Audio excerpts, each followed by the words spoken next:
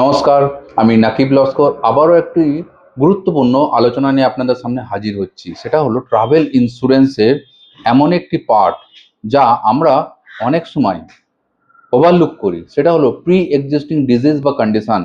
যদি কারোর কোনো রোগ থেকে থাকে, যেমন সুগার, প্রেশার, থাইরয়েড বা অন্য কোনো ডিজিজ আছে বা আগে ছিল, তাহলে ট্রাভেল ইন্স্যুরেন্স করার সময় সেটা বলে করব না না বলে করব।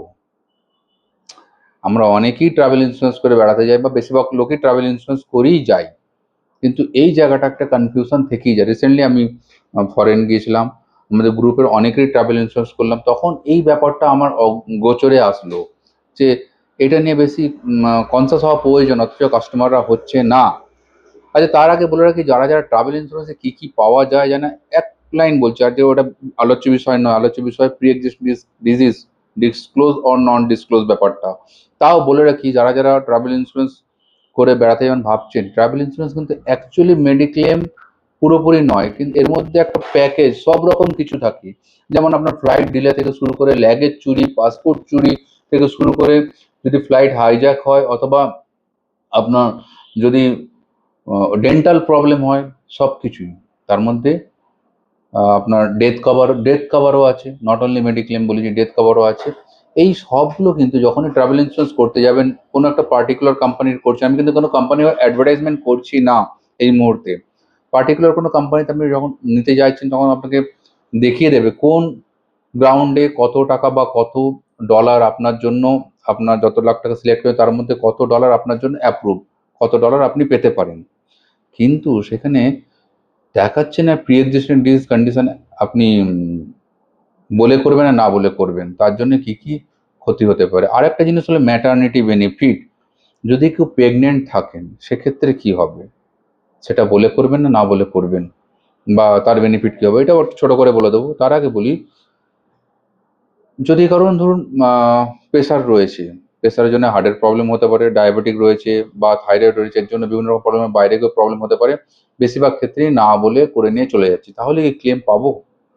বলবো, যদি না বলে করে থাকেন, বেশিরভাগ কোম্পানি আপনাকে ওই রিলেটেড যদি ক্লেম হয় ফরেনে গিয়ে, আপনি ক্লেম পাবেন না।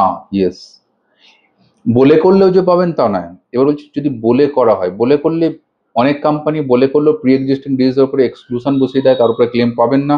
যেমন গভর্নমেন্ট কোম্পানিগুলোতেও দেয় না, প্রি এক্সিস্টিং ডিজিজ বলে করলে পরেও ক্লেম দেবে না। প্রাইভেট কোম্পানিও বেশিরভাগ কোম্পানি দেয় না, কিন্তু কিছু কিছু কোম্পানি প্রি এক্সিস্টিং বলার পরেও ক্লেম দেয়।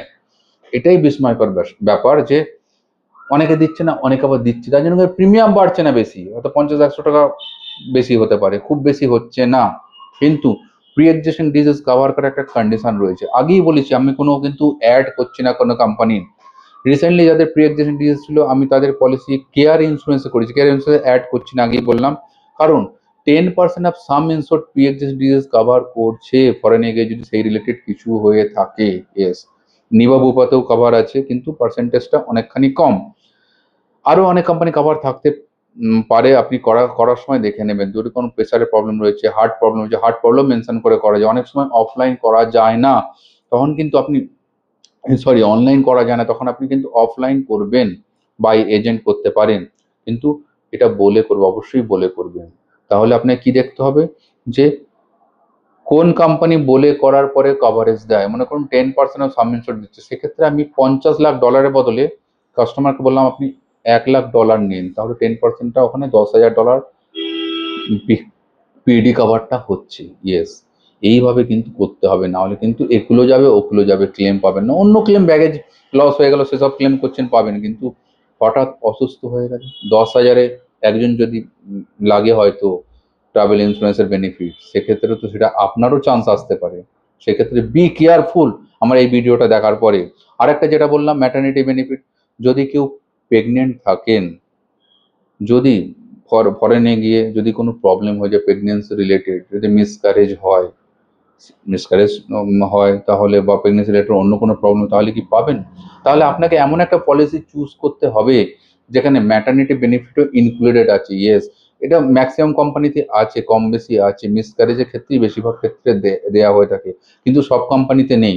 তাই এই ব্যাপারটা পলিসি করার সময় দেখে করবেন, যাদের ম্যাটারনিটি বেনিফিট লাগবে তারা।